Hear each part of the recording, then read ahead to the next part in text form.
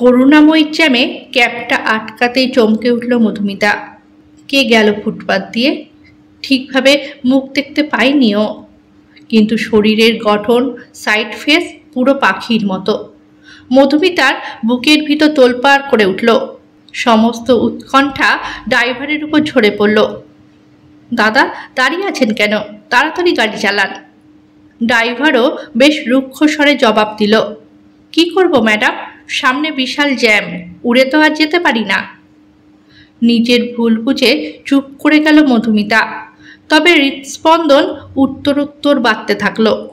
Minute 15 পরে অ্যাপার্টমেন্টের সামনে ক্যাব পৌঁছতেই দরজা খুলে ছুটে ভিতরে ঢুকে লিফটের সুইচ টিপল মধুমিতা। কয়েকবার টেপার পরেও লিফট আসছে না দেখে বিড়বিড় করে ধুর বলে সিঁড়ির পথ ধরল।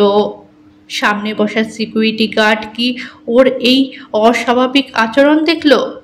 খেয়াল করল না মধুমিতা। উল্টোপাল্টা দিকে তাকানোর অবকাশ নেই এখন।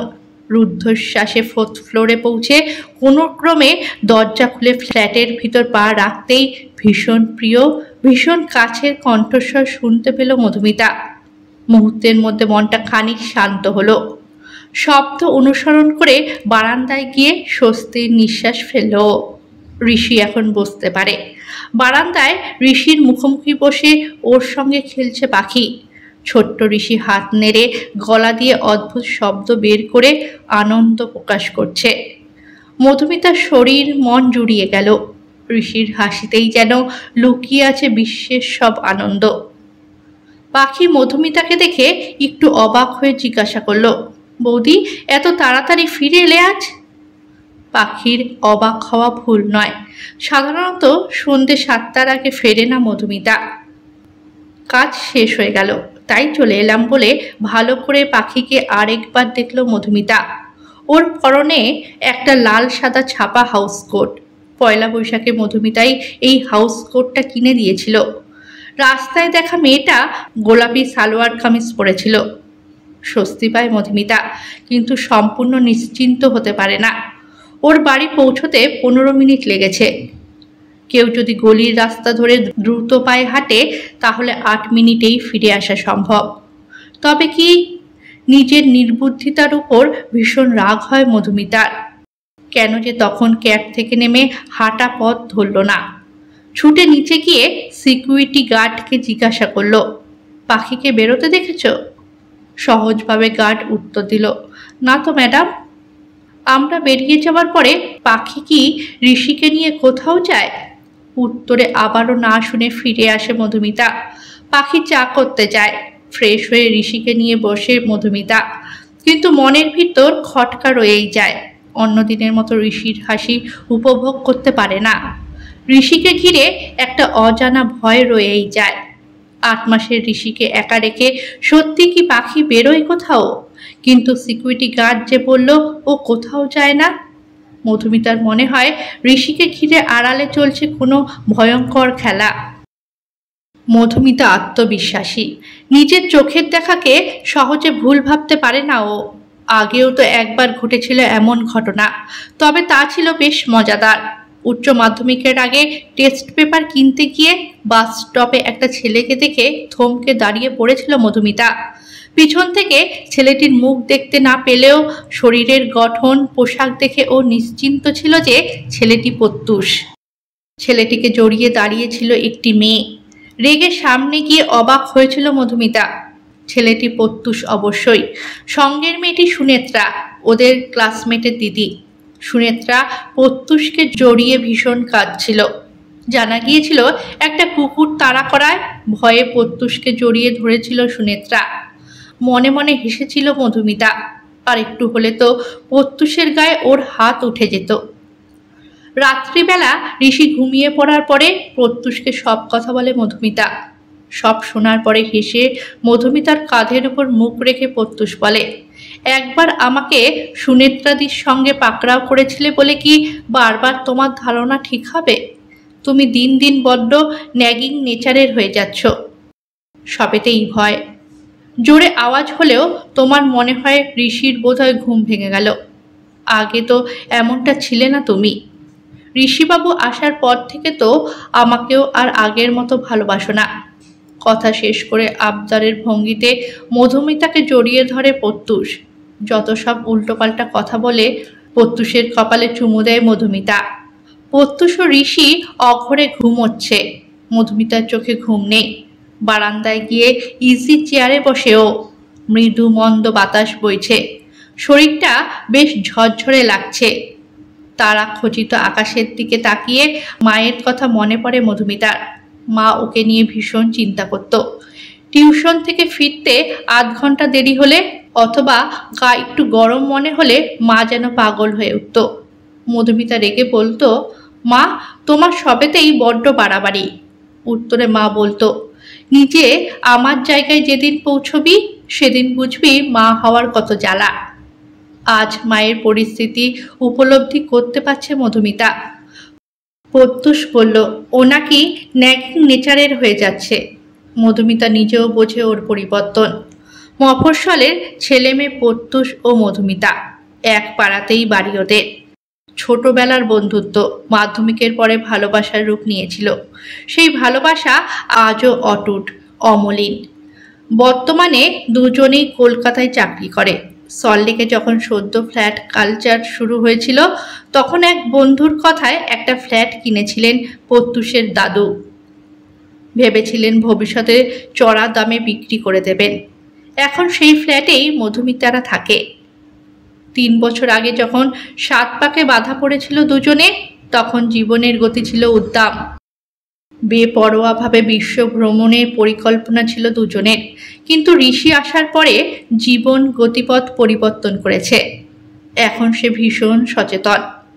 ঋষি হওয়ার সময় মধুমিতার মা এসেছিল, কিন্তু 2 মাস পরে পড়ে গিয়ে বাবার কোমরে লাগায় মা চলে যেতে বাধ্য হয়েছে। প্রত্যুষের মাও এসেছিল, কিন্তু প্রত্যুষের ঠাকুমার দেখভাল করার জন্য তাকেও চলে যেতে হয়েছে। ঋষিকে ফেলে কিভাবে অফিস করবে ভেবে ভীষণ চিন্তিত হয়ে পড়েছিল মধুমিতা। মধুমিতার অনেক বন্ধু বেবি হওয়ার পরে কেরিয়ার থেকে ব্রেক নিয়েছে, কিন্তু মধুমিতা কেরিয়ার ছাড়ার কথা ভাবতে পারে না। ওর মতে কেরিয়ার ছাড়া মানে নিজের পরিচয়ের একটা বড় অংশ হারিয়ে যাওয়া। প্রত্যুষের মা পাখিকে পাঠিয়ে দেওয়ায় অনেকটা নিশ্চিন্ত হয়েছিল মধুমিতা।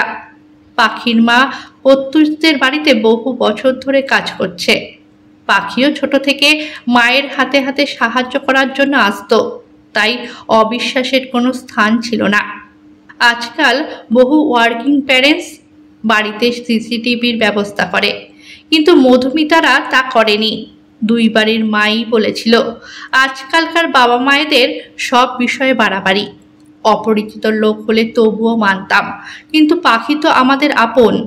বাড়িতে ক্যামেরা লাগালে বেচারা ভাববে আমরা ওকে সন্দেহ করছি। কারোর উপর সবসময় নজরদারি করা ভালো নয়। পাখিও অভিযোগের কোনো সুযোগ দেয়নি। ঋষিকে আগলে রাখে সব সময়। ঋষির শরীর খারাপ হলে সেও মধুমিতার সঙ্গে রাত জাগে, তবুও শান্তি পায় না মধুমিতা। অফিসের কাজের ফাঁকে ওর চোখের সামনে ঋষি ঘুরে বেড়ায়। মনে হয় ঋষি ঠিক করে খেয়েছে তো, অথবা ও মায়ের কথা ভেবে কাঁদছে না তো। মনে মনে হাসে মধুমিতা। মা হলে সত্যি সব পাল্টে যায়। 1 মাস পেরিয়ে গেছে। পাখির মধ্যে সন্দেহজনক কিছু নজরে পড়েনি, তবে পাখির মধ্যে কিছু পরিবর্তন এসেছে। মেয়েটা দ্রুত আধুনিকা হয়ে উঠছে। তাছাড়া মাঝে মধ্যে মধুমিতার মনে হয় সংসারটা বোধহয় পাখির, ওর নয়। এই তো 2 দিন আগে মেঘলা দেখে মধুমিতা খিচুড়ি করবে ভেবেছিল। হঠাৎ পাখি রান্নাঘরে ঢুকে বলেছিল, আমাকে করতে দাও বাপু, তোমার খিচুড়ি ল্যাতলাতে হয়ে যায়। রাগ হয় মধুমিতার, কিন্তু এইসব তুচ্ছ কারণের জন্য তো হঠাৎ করে পাখিকে ছেড়ে দেওয়া যায় না। আজকালকার যুগে বিশ্বস্ত লোক পাওয়া মুশকিল। অফিসে বসে একটা প্রেজেন্টেশন বানাচ্ছিল মধুমিতা। পিছন থেকে সুজিত এসে বলল, কি ব্যাপার? সুজিতের সঙ্গে মধুমিতার প্রফেশনাল রাইভ্যালরি, কিন্তু সুজিত সেইটাকে পার্সোনালি নিয়ে নেয় মাঝে মধ্যে, তাই ওর সঙ্গে কথা বলা পছন্দ করে না মধুমিতা। ল্যাপটপের স্ক্রিনে চোখ রেখে বলে, দেখতেই তো পাচ্ছ। সুজিত নিজের চেয়ারে বসে বলে, জানি মধুমিতা, আমাদের মধ্যে অনেক সমস্যা আছে, কিন্তু আজ তোমাকে একটা কথা জানাতে এলাম। মনে হলো জানানো জরুরি। কি বলো তো? বাচ্চাটার জন্য তো একজন ভালো ন্যানি রাখতে পারো। আজ ঋষিকে একজন অত্যন্ত অপরিচ্ছন্ন মহিলার কোলে দেখলাম। আমার তো ভেবে আশ্চর্য লাগছে যে ওই রকম একজনকে তোমরা বাড়িতে রেখেছো কেমন করে? ঝাঁঝিয়ে ওঠে মধুমিতা। কি বলছো তুমি? ঋষির ন্যানি ভীষণ পরিষ্কার। তাছাড়া ওকে তুমি রাস্তায় দেখলে কেমন করে? আমি বা প্রত্যুষ সঙ্গে না থাকলে ঋষি বাইরে বেরোয় না। কোনো প্রমাণ আছে তোমার কাছে? শান্ত স্বরে সুজিত বলে, দেখো, আমি তো ফটো তুলে রাখিনি। আজকাল অনেক ধরনের ঘটনা ঘটছে। বাচ্চাদের বিষয়ে সাবধানতা অবলম্বন করা উচিত, তাই তোমাকে জানালাম। বিশ্বাস করবে কি না তা তোমার সিদ্ধান্ত। কথা শেষ করে কাজে মনোযোগ দেয় সুজিত। মধুমিতার চোখে হঠাৎ ঘোর লাগে। প্রত্যুষকে ফোনে সব কথা জানায়। দুজনে বোঝে বিষয়টা জটিল, কিন্তু বিনা প্রমাণে পাখিকে চার্জ করা যাবে না। ইমিডিয়েটলি সিসিটিভি লাগানোর সিদ্ধান্ত নেয় ওরা। পরের দিন সকালে সিসিটিভি ইনস্টল করার জন্য লোক এলে পাখি বলে, বৌদি, তোমরা কি আমাকে বিশ্বাস করো না? সিনেমায় দেখায় লোকের উপর নজরদারি করার জন্য এই ক্যামেরা লাগানো হয়।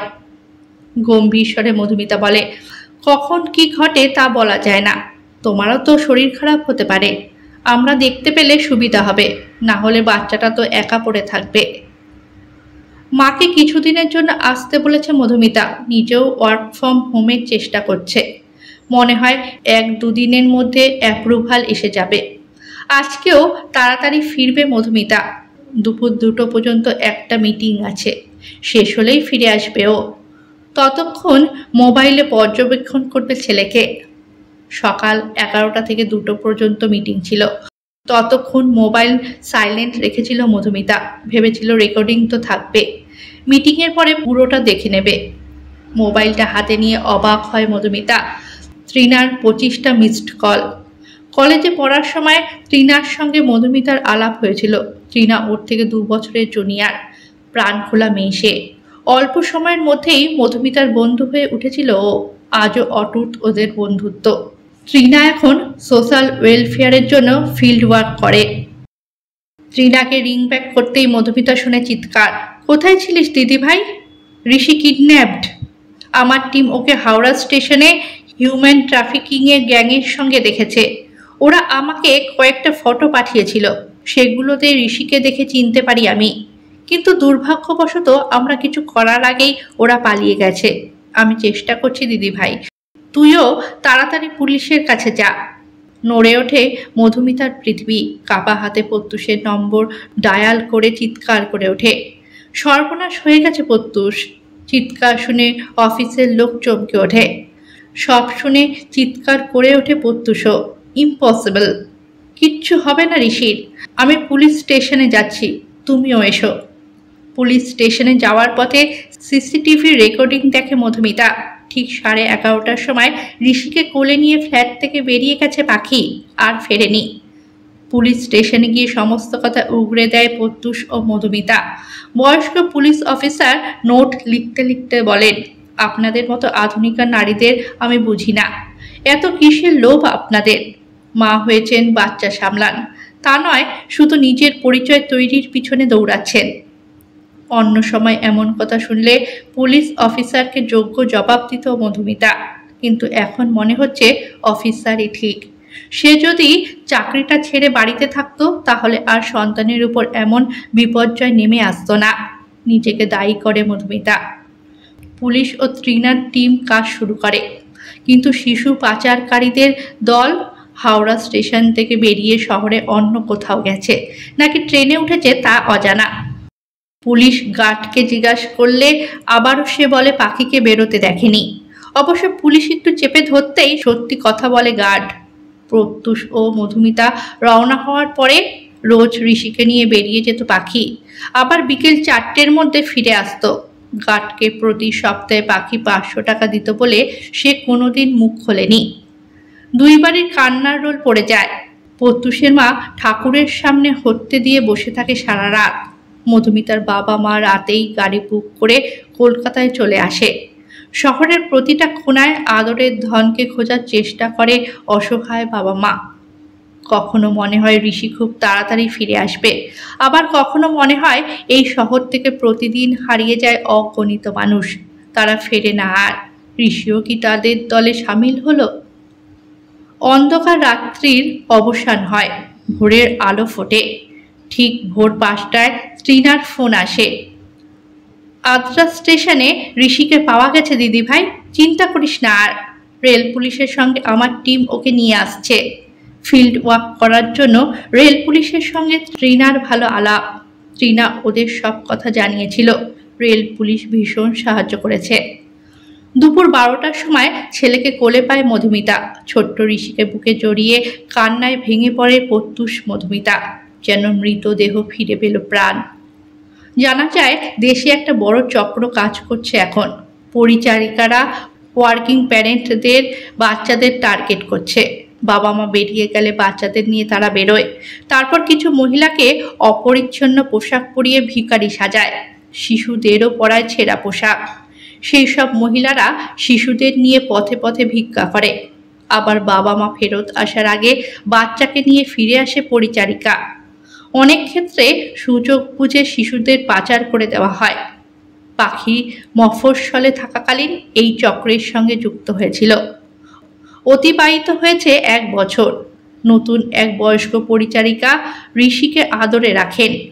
অফিসে যায় প্রত্যুষ ও মধুমিতা, কিন্তু মধুমিতার মনের কোণে মাঝে মধ্যেই উকি দেয় ভয়।